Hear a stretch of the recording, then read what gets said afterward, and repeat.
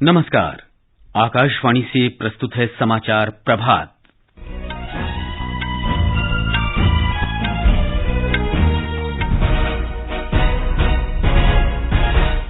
युवा कार्यक्रम और खेल मंत्री अनुराग सिंह ठाकुर ने पहलवानों को बातचीत के लिए बुलाया। राष्ट्रपति द्रौपदी मुर्मू ने भारतीय मूल के सूरीनाम की छठी पीढ़ी के नागरिकों को overseas citizens of India cards देने की घोषणा की। मध्य प्रदेश सरकार मुख्यमंत्री सीखो और कमाओ योजना का आज शुभारंभ करेगी। बालासोर रेल दुर्घटना में मृतकों की संख्या 288 हुई।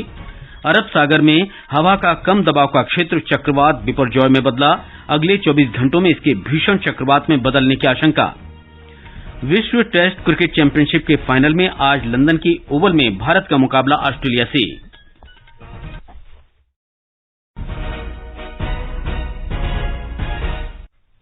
समाचार प्रभात के साथ मैं मुकेश कुमार।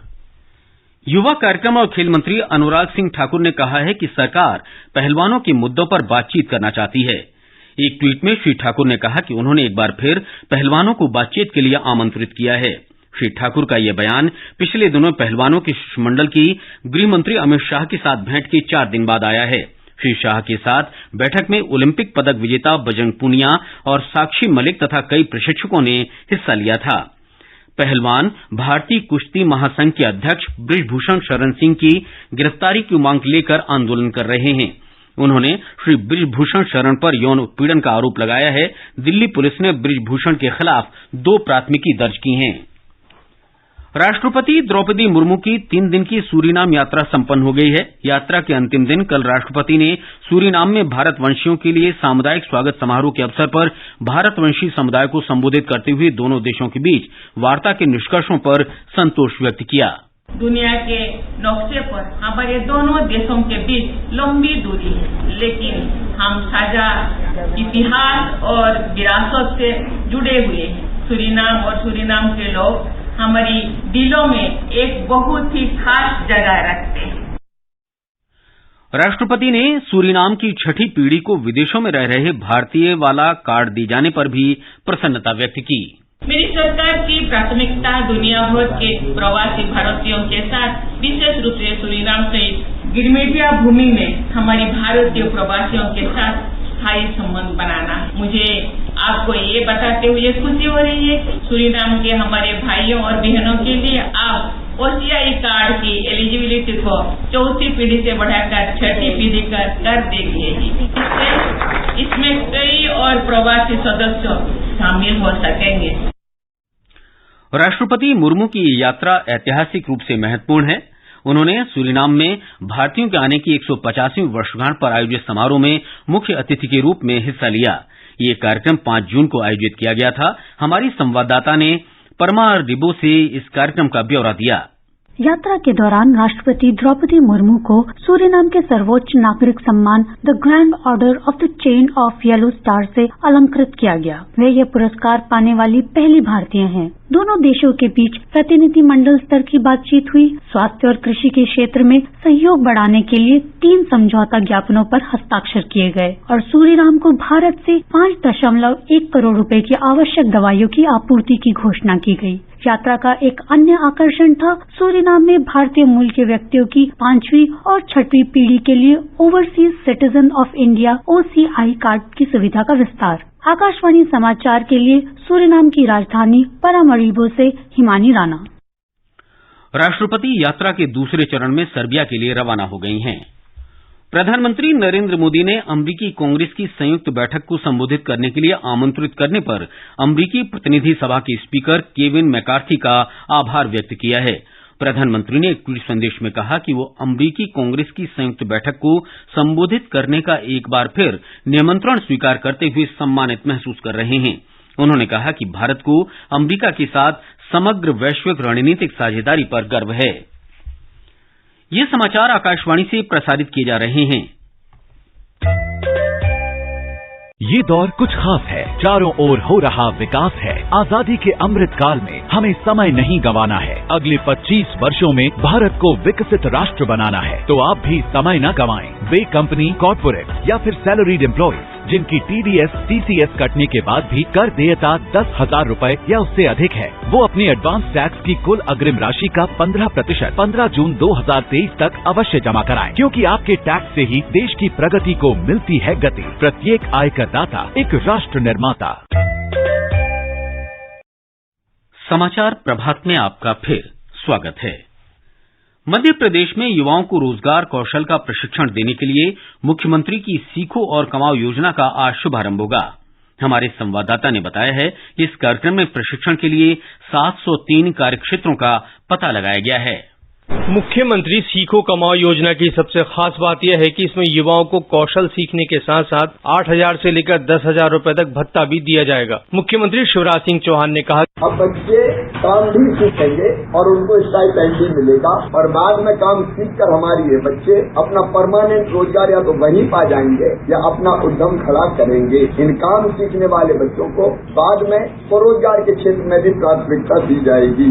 सीखो कमाओ योजना में कम से कम 1 लाख युवाओं को प्रशिक्षण उपलब्ध कराया जाएगा। नई योजनाओं में युवाओं को प्रशिक्षण देने वाले प्रतिष्ठानों का पंजीयन आज से शुरू होगा, जबकि काम सीखने के इच्छुक युवाओं का पंजीयन 15 जून से शुरू होगा। 1 अगस्त से युवा काम करना प्रारंभ कर देंगे। संजीव शर्मा, आकाशवाणी समाचार, भोपाल। सरकार ने देश भर में 2000 प्राथमिक कृषि ऋण समितियों को प्रधानमंत्री भारतीय जन औषधि केंद्र खोलने की अनुमति दे दी है। ये निर्णय नई दिल्ली में रसायन और उर्वरक मंत्री मनसुख मांडविया और सहकारिता मंत्री अमित शाह की बैठक में लिया गया। इस वर्ष अगस्त तक 1000 और दिसंबर तक 1000 और जन औषधि केंद्र खोले जाएंगे। अब तक देश भर में 9,400 से अधिक जन औषधि केंद्र खोले जा चुके हैं। इन केंद्रों में 1,800 दवाएं और 285 चिकित्सा उपकरण उपलब्ध हैं। आकाशवाणी समाचार से विशेष बातचीत में भारतीय राष्ट्रीय सहकारी संघ के अध्यक्ष दिलीप संघानी ने बताया कि इससे लोगों को किफायती दरों पर दवाएं मिल पाएंगी।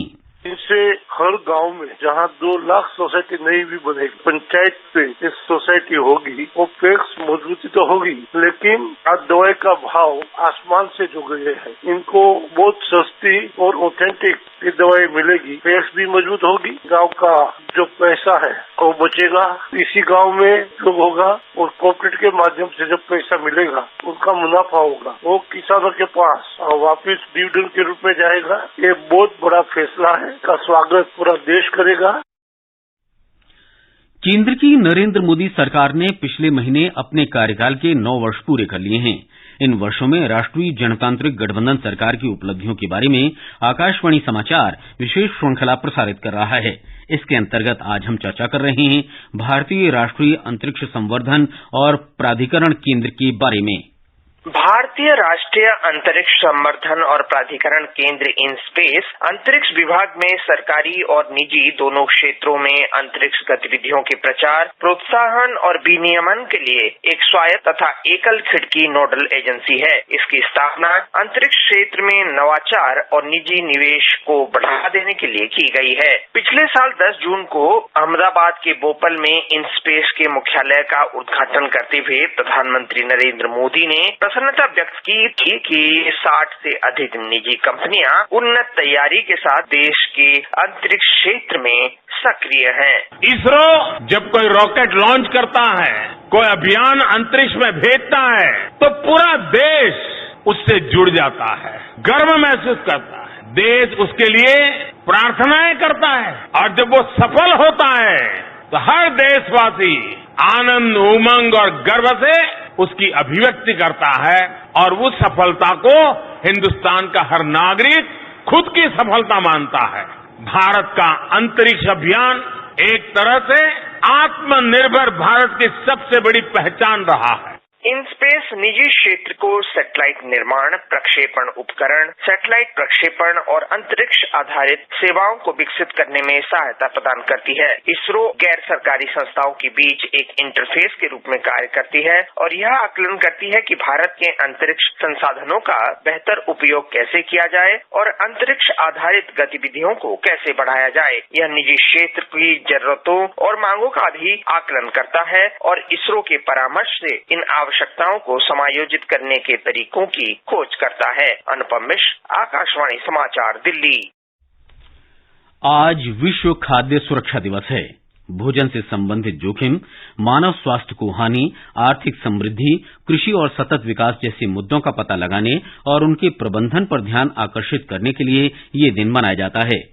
यह दिन हमें इस बात पर विचार करने का अवसर प्रदान करता है कि हम जो भोजन करते हैं वो मानव स्वास्थ्य के लिए सुरक्षित हो।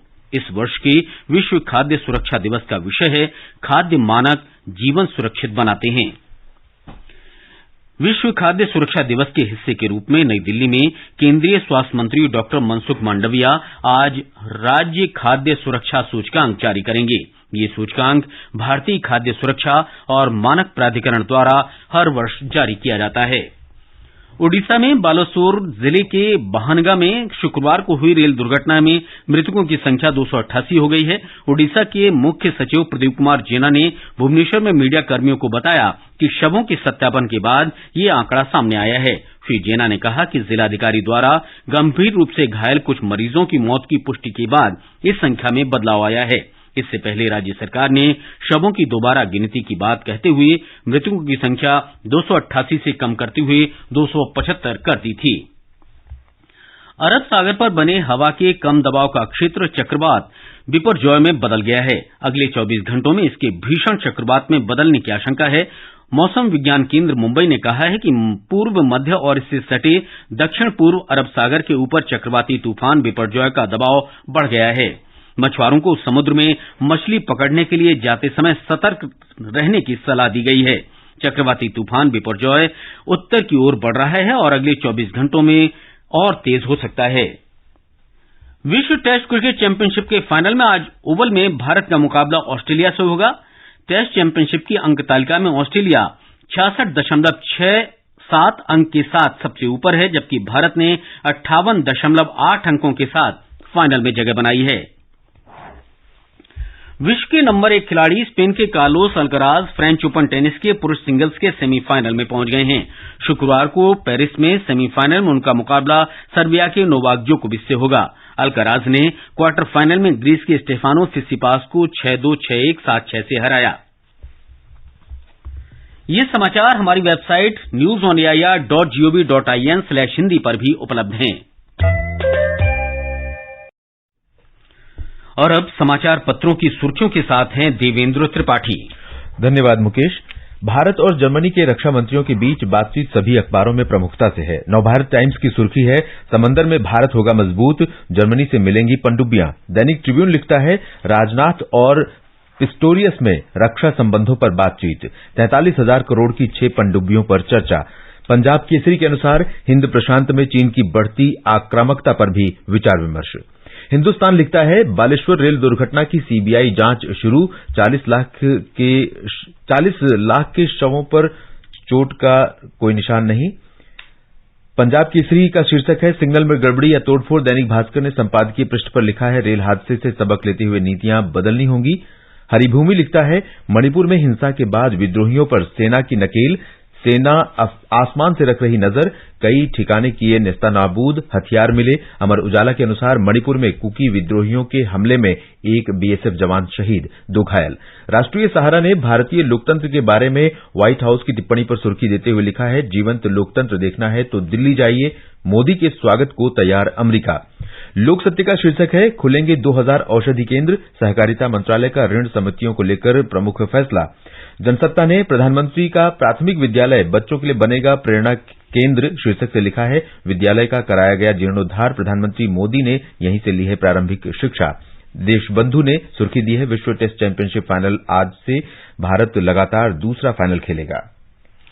अंत में मुख्य समाचार एक बार फिर। युवा कार्यक्रम और खेल मंत्री अनुराग सिंह ठाकुर ने पहलवानों को बातचीत के लिए बुलाया। राष्ट्रपति द्रौपदी मुर्मू ने भारतीय मूल के सूरीनाम की 6ठी पीढ़ी के नागरिकों को overseas citizens of India cards देने की घोषणा की। मध्य प्रदेश सरकार मुख्यमंत्री सीखो और कमाओ योजना का आज शुभारंभ करेगी। बालासोर रेल दुर्घटना में मृतकों की संख्या 288 हुई। अरब सागर पर बने हवा के कम दबाव का क्षेत्र चक्रवात बिपरजॉय में बदला। अगले 24 घंटों में इसके भीषण चक्रवात में बदलने की आशंका। और विश्व टेस्ट क्रिकेट चैंपियनशिप के फाइनल में आज ओवल में भारत का मुकाबला ऑस्ट्रेलिया से होगा। इसके साथ ही समाचार प्रभात का ये अंक समाप्त हुआ। नमस्कार।